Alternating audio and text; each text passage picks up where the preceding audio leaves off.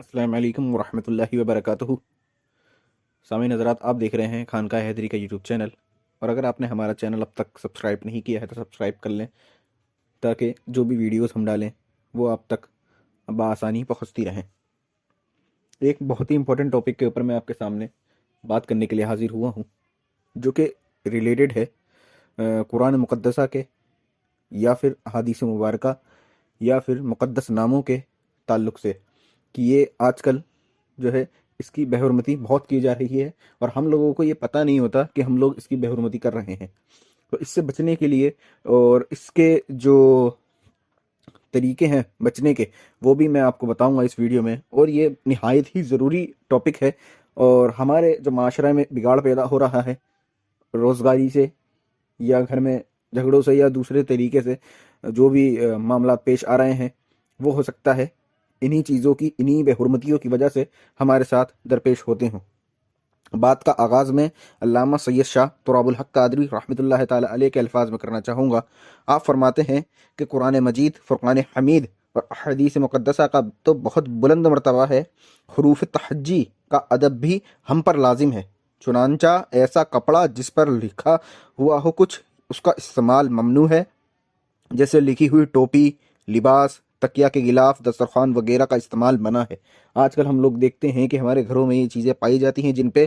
ایسی چیزیں لکھی ہوتی ہیں، اللہ تبارک و تعالیٰ کا نام لکھا ہوتا ہے، حضور علیہ الصلوۃ والسلام کا نام لکھا ہوتا ہے، اولیاء کرام کے نام لکھے ہوتے ہیں۔ اس کو جو ہے وہ کپڑوں پہ ہم لوگ لکھواتے ہیں، یا پھر گاڑیوں پہ لکھوا لیتے ہیں، یا پھر ٹوپیوں پہ لکھواتے ہیں، یا پھر گھر میں جو چادر تک ہوتی ہیں ان کے اوپر بھی لکھوا لیتے ہیں۔ تو اس کا جو ہے ممنوع قرار دیا گیا ہے، اور اس کو یوز کرنا بھی منع کیا گیا ہے۔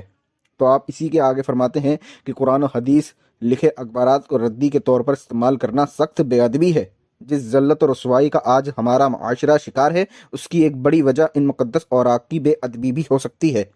ہمیں چاہیے کہ ہم اخبارات کو بطور ردی سیل نہ کریں اور ان کا ادب و احترام کریں۔ اب میں اپنی اس بات پہ پیش کرنا چاہوں گا کہ آج کل ہم دیکھتے ہیں کہ نیوز پیپر میں، خاص طور سے اردو کے نیوز پیپر جو ہوتے ہیں، ان میں حدیث مبارکہ، حضور علیہ الصلوۃ والسلام کا نام، یا پھر اللہ تبارک و تعالیٰ کا نام، یا اولیاء کرام کا نام موجود ہوتا ہے۔ اسی طریقے سے احادیث مبارکہ بھی ہوتی ہیں۔ کچھ اردو کے اخبارات میں اسلامیات کا پیج بھی ہوتا ہے، اور اس کے اندر جو ڈسکشن ہوتا ہے وہ بھی اسلامک طور پر ہوتا ہے۔ ایسے ہی آج کل جو ہم شادی کارڈ چھپاتے ہیں، اس کے اندر بھی آیات مبارکہ لکھی ہوتی ہیں،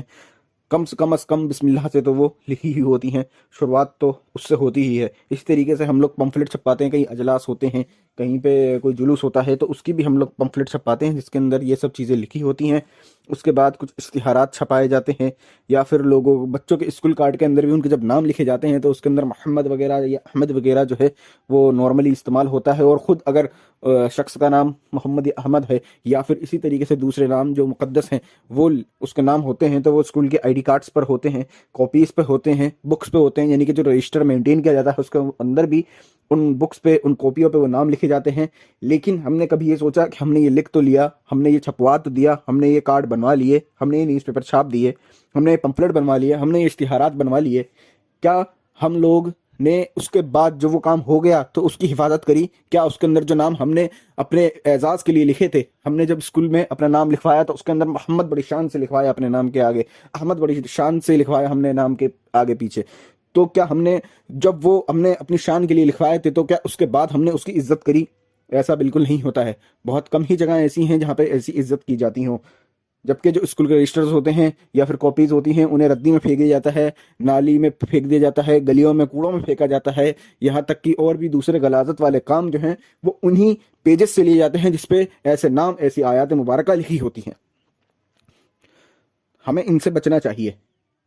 ہمیں جو اپنے آگے پیچھے یہ جو ہم بے ادبی کر رہے ہیں اس سے بھی بچنا چاہیے۔ یہ بھلے ہی چھوٹی بے ادبی آپ کو لگتی ہو، لیکن یہ چھوٹی نہیں، یہ ایک بہت بڑی بے ادبی ہے۔ حضور علیہ الصلوۃ والسلام کا نام سامنے ہوتے ہوئے بھی لوگ نہیں اٹھاتے، اپنے پیروں میں ڈال دیتے ہیں، معاذ اللہ۔ اسی طریقے سے اللہ تبارک و تعالیٰ کا نام ہوا، یا پھر خود قرآن مجید کی کچھ آیات ہوئیں، یا پھر بسم اللہ شریف ہی کیوں نہ لکھی ہو، یا پھر اس شخص کا خود کا نام ہی کیوں نہ ہو، بہت سی جگہ وہ مقدس نام ہوتے ہیں۔ ہمارے یہاں مسلمانوں میں مقدس نام رکھنا جو ہے وہ سنت بھی ہے، اور اچھے نام رکھنا اس کی ترغیب بھی دی گئی ہے، لیکن اس کے لیے ہمیں ضروری ہے کہ اس ادب کو رکھیں، اس ادب سے اس نام کو رکھیں، اور جہاں پہ ہم کہیں اس نام کو لکھیں یا حضور علیہ الصلوۃ والسلام کا نام ہوا یا اولیاء کرام کا نام ہوا، اس کو ہم کچھ ایسی جگہ پہ رکھیں جہاں پہ اس کی حفاظت ہو سکے، اس کا ادب ہو سکے، اس کا احترام ہو سکے۔ لیکن ہم لوگ ایسا نہیں کرتے۔ اس کے کچھ اپائے ہیں جو کہ ہم کر سکتے ہیں،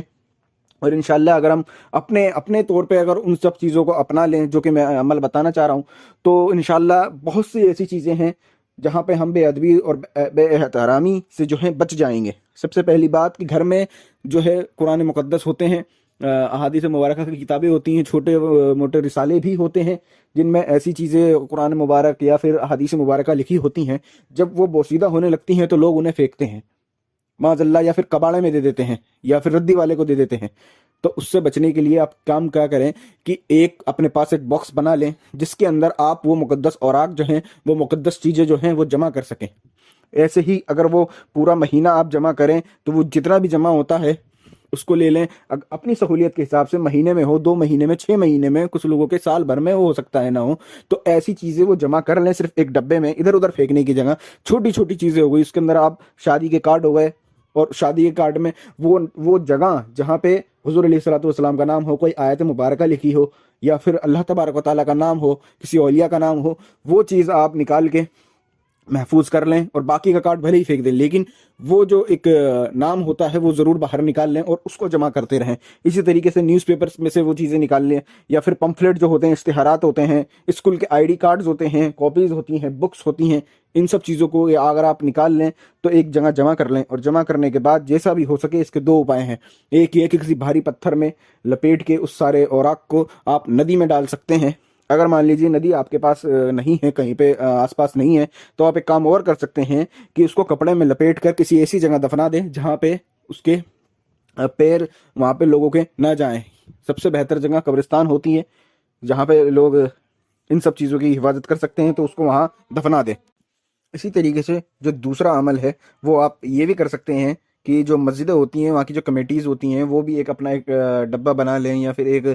جگہ بنا دیں جہاں پہ وہ چیزیں رکھی جا سکیں، یا پھر ایک تھوڑا سا کٹا وغیرہ یا کسی طریقے کی ایسی ہی چیزیں رکھی جائیں،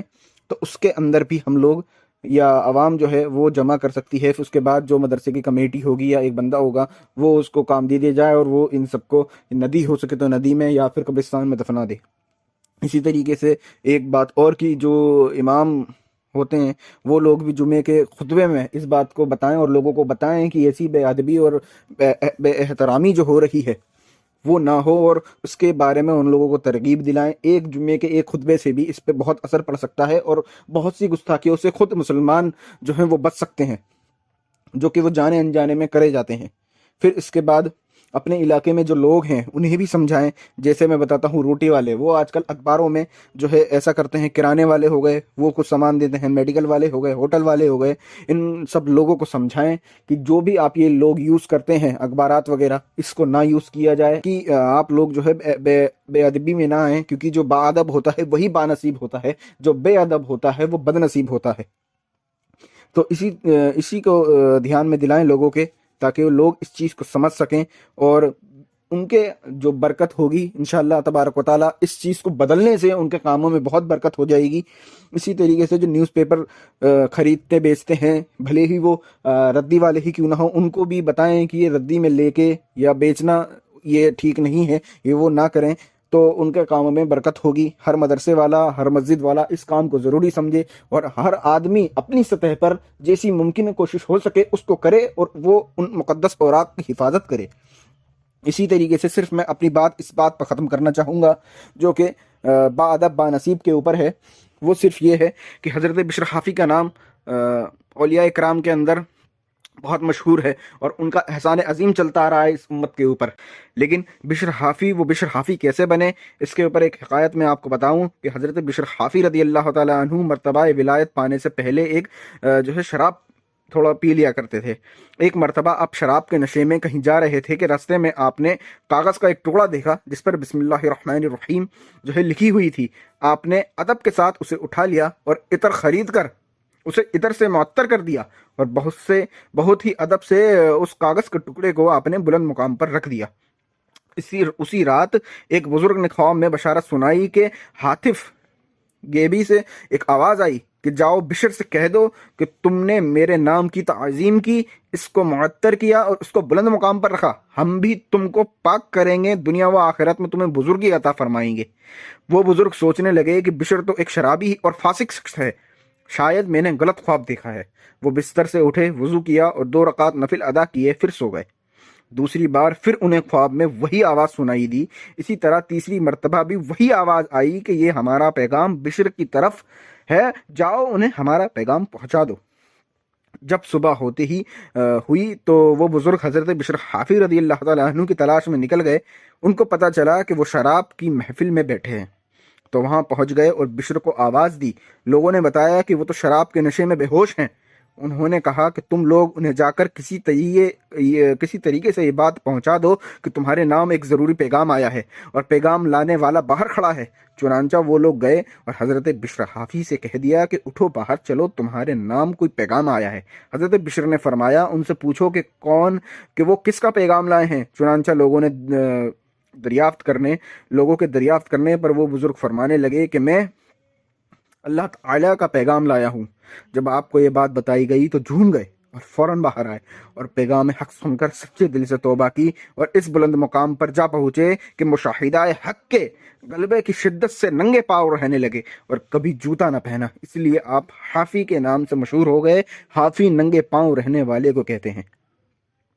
دھیان رکھیں کہ ایک بات اور ہے کہ کوئی ایسا کاغذ کا ٹکڑا جس پر اللہ تعالیٰ یا اس کے پیارے محبوب صلی اللہ علیہ وسلم کا نام یا کوئی قرآنی آیت لکھی ہو اور وہ زمین پر پڑا ہو تو اس کو فرشتے اپنے پروں سے گھیر لیتے ہیں، حتیٰ کہ کوئی اللہ تعالیٰ اور حضور اکرم صلی اللہ علیہ وسلم سے محبت رکھنے والا اس کاغذ کے ٹکڑے کو اٹھا کر بلند مقام پر نہ رکھ دے۔ ان 2 باتوں سے آپ کو اندازہ ہو گیا ہوگا کہ یہ کام کتنا بڑا کام ہے۔ بھلے ہی یہ ہمارے بتانے میں چھوٹا لگ رہا ہو، لیکن یہ بہت بڑا کام ہے۔ انشاءاللہ اس سے بہت سی بلائیں اور مصیبتیں دور ہوں گی اور بہت سے معاملات جو ہیں حل ہوں گے۔ السلام علیکم ورحمۃ اللہ وبرکاتہ۔